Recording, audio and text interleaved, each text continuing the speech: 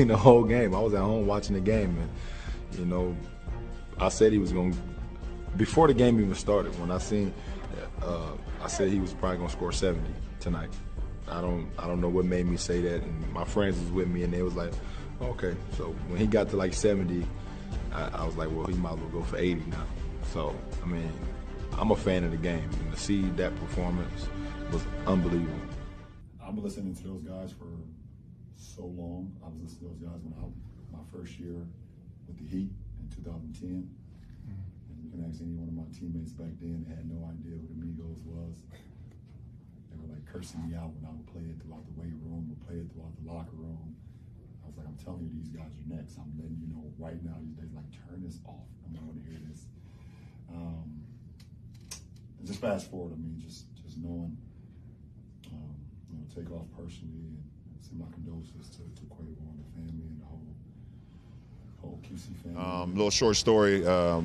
When he was like 5 or 6 years old, I just told him in the locker room before we came out, and he was playing on the Little League Tiny Tots league in our hometown of Akron, Ohio, and you know, I think he was like 5 or 6 years old, and he did something. He had grabbed a rebound and like drove, you know, coast to coast through the lane through a couple of the other kids, and like laid it up and had a little trot back. And I looked over at his mom, and I was like, oh, he's special. Like, he's special. She was like, what? He's 5 years old. Like, what are you talking about?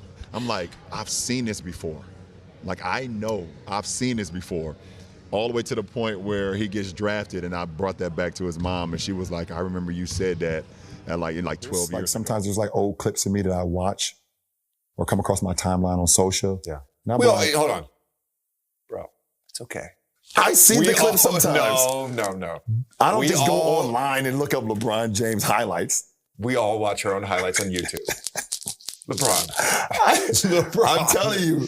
You've never gone on YouTube? Yes, I have. Of course I have. I said from time to time they come through. Of course I have.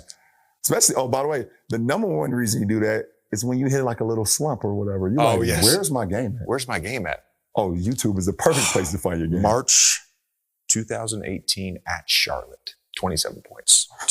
Type it in. Let me see my game. Absolutely. We've all done it. Yeah, we've all been there for sure. I had one coach, and he used to say, put yourself in situations where you're not comfortable. Oh yeah, that's my favorite saying. Zone.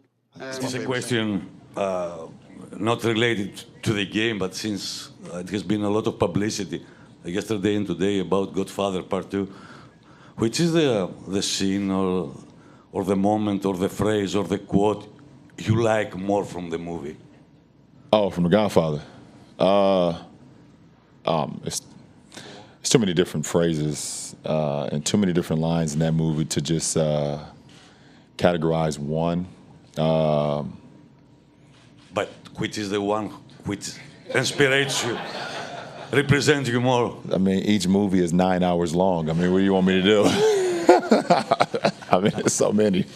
I don't know. I'll let you pick one, and I'll roll with it. It's a great trilogy. Taylor, you want to follow up? Yeah. So you're holding the autobiography of Malcolm X along with Alex Haley. I don't know how far you are into the book, but what's your biggest takeaway so far? I kind of just started a couple days ago, but I've read and a lot of notes over the years. This is my first time actually reading this from start to finish. But just a very smart man, very, very, very smart man, and basically his words in the '60s and what was going on is actually what's going on today still.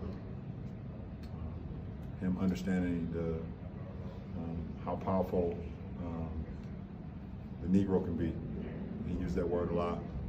How powerful we are,